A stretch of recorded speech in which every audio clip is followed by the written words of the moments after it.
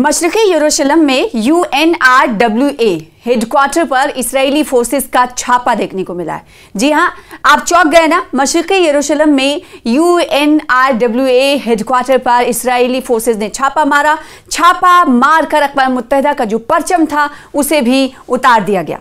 Israeli forces ने मकबूजा मशरक़ी यरूशलेम में अक़वाम मुत्तहिदा की फ़लस्तीनी पनाह गुज़ीनों के लिए relief and works agency, United nation relief and works agency के हेडक्वार्टर पर छापेमारी की। इसराइली फोर्सेज ने मकबूजा मशरक़ी यरूशलेम में अक़वाम मुत्तहिदा की फ़लस्तीनी पनाह गुज़ीनों के लिए रिलीफ एंड वर्क्स एजेंसी के हेडक्वार्टर पर छापा मार कार्रवाई को अंजाम दिया। मीडिया रिपोर्ट्स के मुताबिक इसराइली फोर्सेज ने अक़वाम मुत्तहिदा का परचम हटाकर उसकी जगह इसराइल का झंडा लगा दिया। इस दौरान हेडक्वार्टर की अशिया भी जब्त कर ली गई, यानी हेडक्वार्टर पर जो सामान थे, अशिया थी, उसे भी इसराइली फोर्सेस की तरफ से यहां जब्त किया गया। सोशल मीडिया एक्स पर पोस्ट में एजेंसी के यानी United nation relief works and agency के कमिश्नर जनरल फिलिप लाजरेनी ने बताया है कि इसराइली फोर्सेस म्युनिसिपल एहलकारों के हमरा पीर को शेख जिराह इलाके में वाक़ फ़लस्तीनी पनाह गुज़ीनों के लिए अक़वाम मुत्तहिदा के इमदादी इदारे यानी United nation relief works agency के अहाते में ज़बरदस्ती दाखिल हो गए। जी हाँ, ये जब पहुंचते हैं इस दफ्तर के आसपास तो इनकी तरफ से धक्का मुक्की की जाती है, ज़बरदस्ती की जाती है, फिर उसके बाद ये दफ्तर में दाखिल होते हैं। ट्रक और फोक लिफ्टर भी अहाते में लाए गए। आप अंदाज़ा लगा सकते हैं कि जब इसराइली फोर्सेज यहाँ पर पहुँचते हैं तो ज़बरदस्ती की जाती है उनकी जानिब से। फिर उसके बाद जब दफ्तर में दाखिल हो जाते हैं तो बाहर ये देखा जाता है कि ट्रक खड़ी हुई है, फोक लिफ्टर भी खड़ा हुआ है, जो कि दफ्तर के सामान को उठाने के लिए लाया गया था। जैसा कि हमने आपसे कुछ देर पहले आपको कहा कि कई अशिया भी वहाँ से दफ्तर से UNRWA के यानी United nation relief works and agency के दफ्तर से उठा लिए गए इसराइली फोर्सेस की जानिब से। इन्होंने मजीद लिखा कि तमाम मवासिलाती राब्ता मुनक़ता कर दिया गया, यानी दफ्तर के अंदर जो बातचीत करने के लिए जो मवासिलाती निज़ाम को आगे बढ़ाने के लिए आलात रखे होते हैं उन्हें भी कट कर दिया गया, यानी फ़ोन लाइन को हटा दिया गया और भी कई गैजेट्स जो रखे होते हैं जिससे कम्युनिकेशन हो सके, उन तमाम मवासिलात को हटा दिया गया ताकि यहाँ की खबर बाहर की ओर ना निकल पाए। इसराइली फोर्सेस की ये जुरत उस मौके पर देखी गई। इतना ही नहीं, फर्नीचर, IT का सामान और दीगर इमलाक को भी जब्त कर लिया गया। जनरल फिलिप ने लिखा है कि इसराइली फोर्सेज ने अक़वाम मुत्तहिदा के झंडे को नीचे उतारकर उसकी जगह इसराइली झंडा लगा दिया। देखिए, ये तोड़फोड़ तो करी ही, सामान तो लूटा ही, दूसरी तरफ दफ्तर के ऊपर जो UNRWA के जो झंडा लगा हुआ था, फ्लैग जो लगा हुआ था, अक़वाम मुत्तहिदा का झंडा जो लगा हुआ था, उसे भी नीचे उतार दिया। ना सिर्फ नीचे उतारा बल्कि उस झंडे की जगह पर इसराइल का फ्लैग, इसराइल का झंडा लगा दिया गया। मीडिया रिपोर्ट्स कहते हैं उनके मुताबिक इसराइली हुक्काम ने एजेंसी को इसराइल के अंदर अपनी कार्रवाइयों को जब से रोकने का हुक्म दिया उसके बाद से इस इमारत का इस्तेमाल नहीं किया गया है। यानी जब इस इमारत में इसराइली फोर्सेस की तरफ से अटैक किया गया, घुसपैठ इस इमारत में, इस दफ्तर में की गई, उसके बाद से कहा गया है कि इस इमारत का इस्तेमाल नहीं किया गया है। United nation relief works agency ने इस साल के आगाज से इस इमारत का इस्तेमाल नहीं किया है।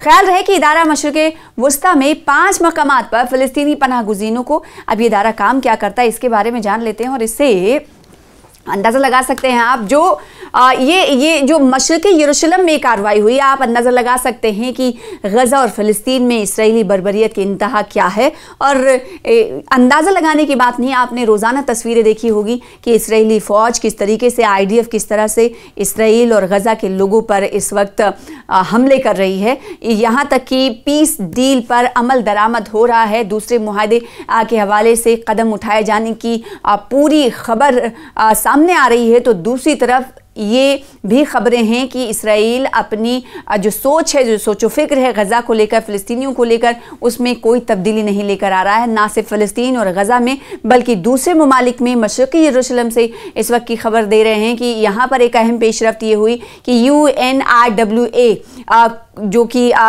फ़लस्तीनियों के लिए इमदादी इदारा है, United nation relief works relief and work agency, उस पर, उसके दफ्तर पर भी छापा मारा गया। इदारा मशरिक़ी वस्ता में 5 मकामात पर आपको बताएं कि फ़िलिस्तीनी पनाह गुज़ीनों के लिए काम करता है, जो सेहत, तालीम और दीगर खदमात फराहम करता है। इदारे को गज़ा में हालिया जंग के बाद इसराइल की जानिब से शदीद तनक़ीद और हमलों का सामना करना पड़ा। कमिश्नर जनरल ने कहा कि अक़वाम मुत्तहिदा के मरकज़ को हर तरह की मुदाखलत और हमलों से तहफ़्फ़ुज़ हासिल है। वाज़ेह है कि इसराइल ने 7 अक्टूबर 2023 को इसराइल पर हमास के हमले में कुछ मुलाजमीन के मुलविस होने के दावे के बाद United nation relief and works agency को अपनी सरजमीन पर काम करने से रोक दिया था। इदारे ने उन इल्ज़ामात की तरदीद की थी, जबकि अक्टूबर में बैनुल-अक़वामी अदालत इंसाफ यानी ICJ, international court of justice ने पाया कि United nation relief and works agency के खिलाफ इसराइल के इल्ज़ामात जो थे वो बेबुनियाद थे। ऐसा ही कुछ आपने देखा होगा UNHRC के दफ्तर में, जब मकाम जो है यमन का था और अल-क़स्साम ब्रिगेड्स की तरफ से इस तरह के दफ्तर पर United nation human rights commission के दफ्तर भी छापा मारा गया। तो ऐसे में कहा जा सकता है अल-क़स्साम ब्रिगेड्स पर जिस तरीके से तखरीबी ग्रुप के इल्ज़ाम लगते रहे हैं, तो उनकी तरफ से इस तरह की कोशिशें जब की जाती हैं और जो United nation human rights commission के जो अहलकार हैं उन्हें कई बार हमने देखा कि गिरफ्तार कर लिया गया, बंदी बना लिया गया और कहाँ लेकर जाया गया उसके बारे में नहीं पता चला। तो इसी नौइयत का ये मशरिक़ी यरूशलेम में वाक़या दिखाई देता है जो IDF के ज़रिए किया जाता है। अब आप समझ सकते हैं दूसरे ममालिक तक, ये अगर अल-क़स्साम ब्रिगेड्स की बात करें तो वो अपने ही मुल्क में इस तरह की कार्रवाइयों को अंजाम देते हैं, जबकि इसराइल अपने ही मुल्क में अपने मुल्क को छोड़कर दूसरे ममालिक में अपना पैर जो है जमाने की कोशिश कर रहा है। ना सिर्फ पैर जमाने की कोशिश कर रहा है बल्कि दूसरे को धमका रहा है, डरा रहा है, यहाँ तक कि United nation relief and works agency को भी नहीं छोड़ रहा है। ये आप इन खबर को देखकर अंदाज़ा लगा सकते हैं।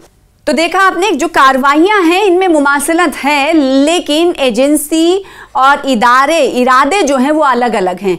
यमन में ही अपनी ताकत का मुजाहरा करने वाली अल-क़स्साम ब्रिगेड्स इस तरह की कार्रवाइयों को अंजाम देती है और इसके पीछे वजह ये होती है कि United nation human rights commission के दफ्तर में काम करने वाले अहलकार यमन के लिए यमन की जो खबरें हैं वो लीक करते हैं, वो कहीं ना कहीं जासूसी करते हैं, इस ज़िम्न में वो कार्रवाइयाँ अंजाम देते हैं। तो दूसरी तरफ United nation relief and works agency के दफ्तर पर जो छापा मारा गया मशरिक़ी यरूशलेम में, जो कि जिसका क़याम था, वो फ़लस्तीनी पनाह गुज़ीनों की सेहत और तालीम पर ध्यान देता, उनके लिए काम करता है। तो अब उस पर इसराइली फोर्सेस की तरफ से छापा मारा जाता है। तो इससे ये अंदाज़ा होता है कि इसराइल ना सिर्फ फ़िलिस्तीन और गज़ा में मुकीम लोगों को निशाना बना रहा है, बल्कि वो ममालिक, वो इलाके जो और वो संगठन, वो इदारे जो फ़िलिस्तीनियों के लिए, पनाह गुज़ीनों के लिए, उनकी सेहत और देखभाल के लिए काम करते हैं, उनको भी निशाना बनाता है। ऐसा पहली बार नहीं है, माजी में भी इस तरह की कार्रवाइयाँ देखी जाती रही हैं। IDF पर भी हमने देखा कि कई रिपोर्ट्स आपने देखे होंगे कि IDF के जो इस तरह की कार्रवाइयों को इसराइल अपने फ़ौज को करने के लिए बोलता है, अंजाम देने को लिए बोलता है। इसीलिए हमने कई बार देखा कि इसराइली फ़ौज के यानी IDF के जो जवान हैं वो खुदकुशी पर भी मामूर हो जाते हैं, खुदकुशी पर भी उतर आते हैं और उनका ये कहना होता है कि जो उन्होंने काम किया है वो दरअसल वो काम करना नहीं चाहते थे, इसलिए पछतावे के तौर पर उन्होंने ये कदम उठाया है।